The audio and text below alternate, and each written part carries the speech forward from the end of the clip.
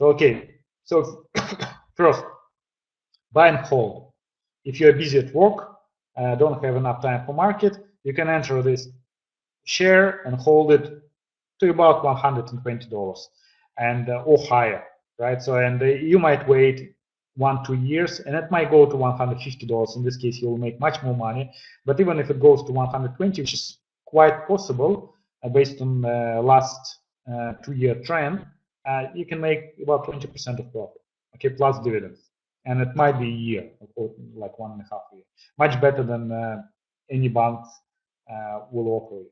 Now, you can buy and sell using technical analysis. So, for example, if you buy at 96, 97, so if it drops to today, tomorrow, and then you sell at 100, 105. Oh my goodness, look at this, around 1,005, 105. Okay, so it's about 10% in a row. You can make 5% in a row, actually. It's not 10% in a row. I don't know where it's 10. So about 5% in a row. Or you could buy shares and sell covered calls, or you can just sell naked puts. And another option, you can buy leap call. So instead of buying shares, you can buy leap call. And it has to be long enough, because if you buy for January 2018, so it's November, December, January, 3 months, I presume it's too short. And the reason because it's too short, look at this, that was September, and maximum was already after first quarter. So you wouldn't have enough. That was the January here. So you still would make money, but because we're still on slowdown, if it takes some time maybe to go down and then to recover, maybe 3 months is not enough. Because if you buy call and it drops below your strike price, you're going to lose money on that. Okay, so definitely it's much better to buy for long-term lead. So that's why I put for June 2013 or even longer for January 2019.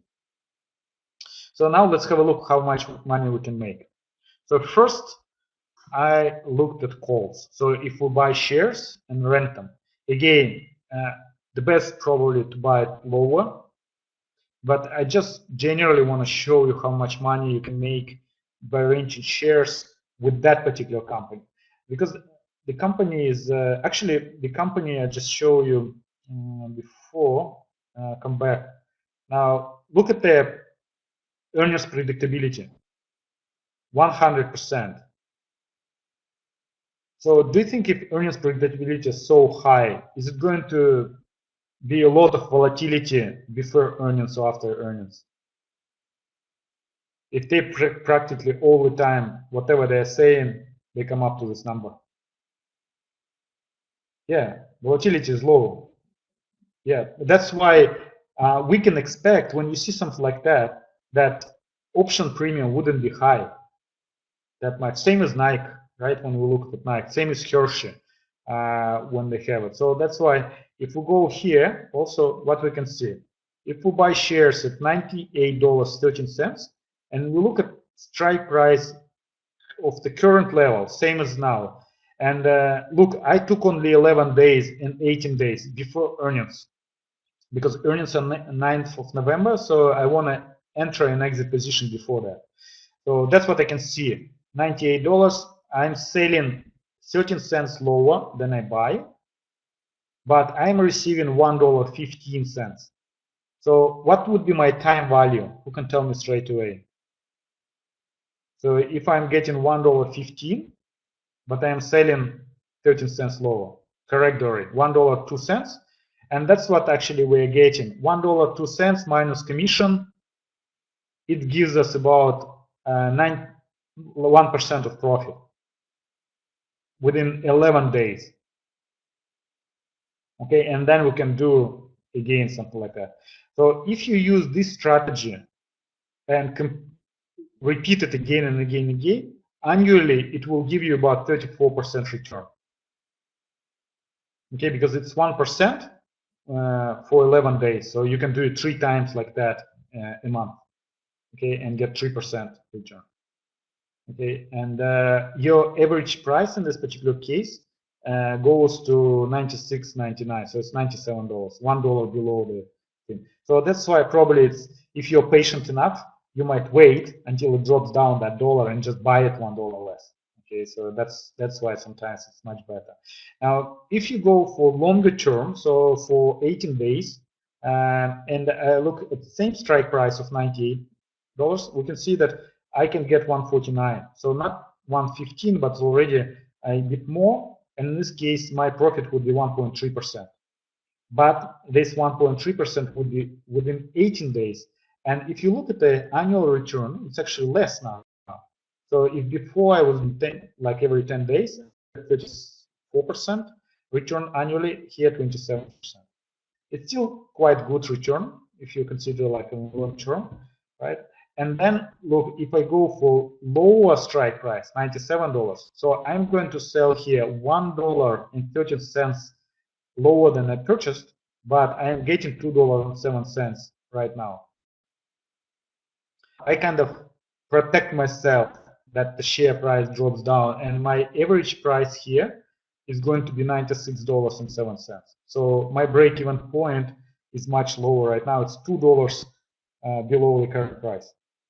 And with a low volatility of Disney, it's pretty secure, okay, in this particular case. So that's how covered calls are made. So what you say, options premium are big or not here, or average? What do you think? Will you do this strategy yourself, or will you choose another company with higher earnings? Like, I mean, from, yeah, so you can use it, especially taking in consideration that company is very stable. If I do, probably personally, I would do something like weekly, because you could do it for this Friday as well. You could do weekly or like bi-weekly, you know, so you can generate more money doing that rather than trying to get long term, because in the long term it's not that much. Okay, so let's have a look at put options. So assuming that you don't want to buy shares at all and you want to sell shares. And again, I look at the same strike prices, but you can go higher. Same as with call options. If you believe in this company and you want to hold this company for longer term, you might go for 100 strike price. So in this case, your premium would be much lower, 67 cents, right? So it's less than a percent, but if it goes above 100, you get extra $2 profit. So that's why, guys, you have to decide what strategy you're choosing when you're placing this trade. Okay. So if you do the puts, same strike prices, again, if you use $98 strike price, so instead of buying shares, I'm promising somebody that I'm going to buy the shares at $98 and I'm going to get 98 cents instantly. Okay, so which gives me 1% of return. Again, that's 11 days. So if I do it 3 times a month, that would be 3%. Okay, and annually, it's about 33% return. Now, if I go for 18 days with the same strike price, I'm going to get $1.33, and it kind of gives me 1.3%. It looks bigger, but it takes half of the month. And if annualized, it's going to give me 27%. So it's less than 33%. Okay, so guys, that's what you have to calculate as well.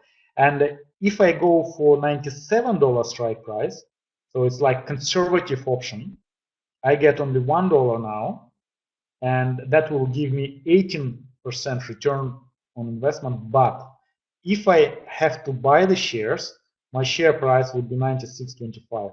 So it's nearly $2, like average price, break-even point would be $2 lower than current price. So that's how you can use selling puts in order to kind of buy shares at the cheaper levels. Okay, so for example, if you don't want to wait until it goes to $95, and you can sell this $97 put, and then whatever happens, this happens. If you buy it, your price will be 96 bucks. But if it doesn't go down, you still create at least $1 profit. Okay, something like that. Okay, that's about puts. Is all clear, guys? We will continue. Okay, great. So, and the last one, that's leaps. So when we buy on leaps. Now, I look at several here options. So I'll explain you how I calculate this table. But generally, let's have a look first maybe Again, I looked in the money and I looked out the money. So you could take 110. You can choose any strike you like when you're buying leaps. It's up to you. It's totally up to you. Now, the only way you have to calculate. So, for example, if we buy $90 strike price call option, and you can see it's June 2018, so it's 243 days. So we have plenty of time until this expiration, right? 9 months, 10 months. So what would be the time value here? Who can tell me straight away? If we're paying $11.40, how much is time value? How much we're paying here? Who can tell me? So what do we do?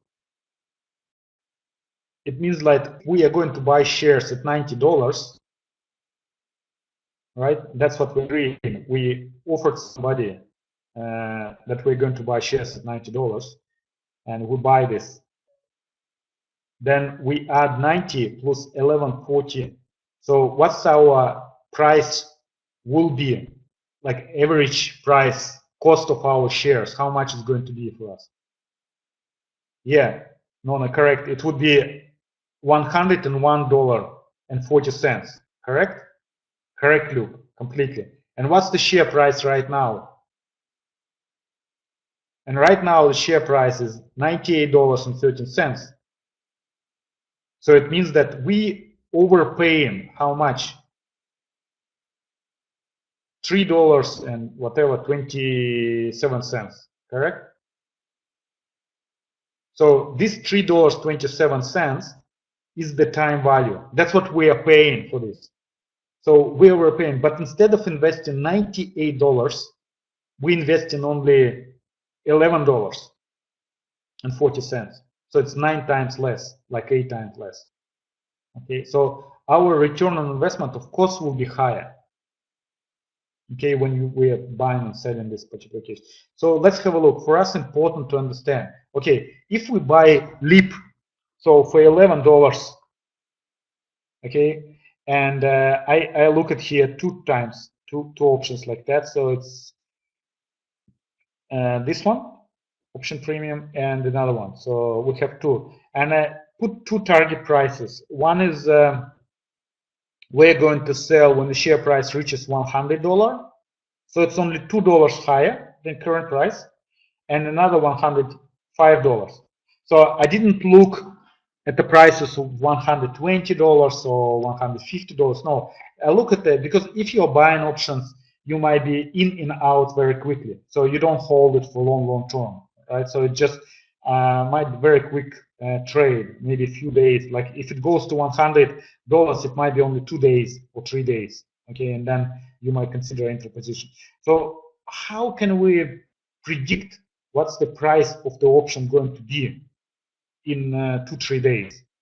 How would you do it, guys? What Greek you're going to use in order to distinguish that? Delta, completely, very good. So the delta, I looked at delta here, it's 69, 0.69. So it means that for each dollar share price move up, the option will move up by 69 cents. So that's why if the share price moves here $2 from 98 to 100, so it's like nearly $2, right? It's going to increase 69 multiplied by 2. So it's what? $1.40 extra minus the spread, 15 cents. So that's why 11.4 plus $1 whatever 4 minus 15, that's come up sometimes 12.54. So that's why if we're buying at 11.40, we can sell it at 12.15, and it might only a few days be happened, and that will give us about 10% return. Now, if we go for and wait until the share price reaches $1.05, $105, sorry, that actually can give us 40% return on investment.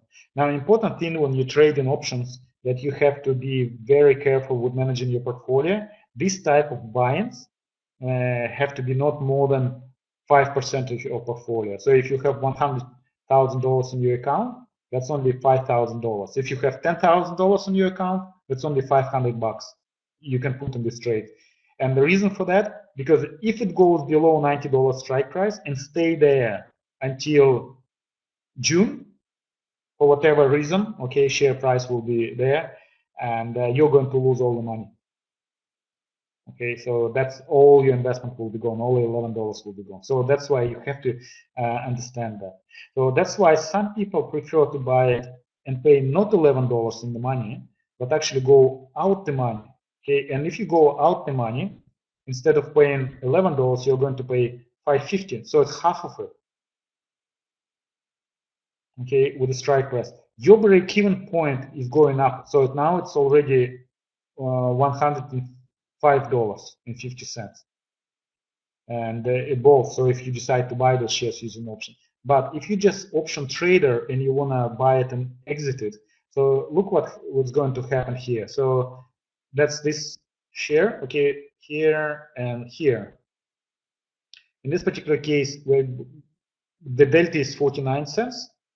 Okay, for each dollar changes, we're going to get at least 49 cents. Now, and the thing is that, guys, the higher the price grows, the higher delta becomes. So in reality, this price would be higher, but that's the minimum calculation is going to be 6.2. In reality, it might be higher than 6.2. Maybe it will be 7, because the delta will be on the level of $98.49. If the share price goes to 100, it might be already going to be like 59 or 69, and the higher it goes, the delta becomes higher, higher, and higher. Okay, but in anyway, so look, if it goes to $100, so only $2 up, it gives us 13%, nearly 14% return on investment. So it's more than 10%. Okay, and if it goes to $15, it gives us 58%. So nearly 60% return on our investment if you choose this particular strategy. Okay, and also similar stuff if you go for January. So if you still kind of want to be more secure, and if the share goes down to $90 and you want to have this period of time just to sit and wait until it recovers, because believe me, if you're going to get like 40 or 50% return, you can wait a year. It's not a problem. I mean, because if you make 50% annually, it's still good. So if you bought options right now and it reaches that target level only in 4, 5, 6, 9 months, it's still good. You're still making a lot of money on that and return on investment. Okay, yes, you would have to wait, but so that's why the longer period you have the option, the kind of the more safe you are in this particular case. And then again, you can see in this particular case, if you buy, that's kind of rate of calculations we have here. So if you buy like 100 call, it would be 9.4%, right? And here is what is it? It's 41%, right? And if you go for $90 strike price, it's 33% and 7.9%. So, and you choose yourself. And if you wait until it goes to $90, those option prices would be much lower, and you might consider the low strike prices as well. So your investment would be lower, but if the target is still the same, 100 and 105, you will make much more money. So that's why patience is always rewarded. Okay, so guys, in this particular case, is it clear about this particular strategy? Do you understand this one? All right, perfect. And one more thing, maybe it's good to wait until the earnings announcement is made if you want to be more secure. All right, even though we see that Disney has 100% predictability rate, but there is never 100%, I believe. So better maybe to wait, but definitely this company for the watch list. So, and you can monitor it within the next few weeks and see if you can get better price than right now. Okay, in this particular case, you can try and make money. Okay, guys, do you have any questions?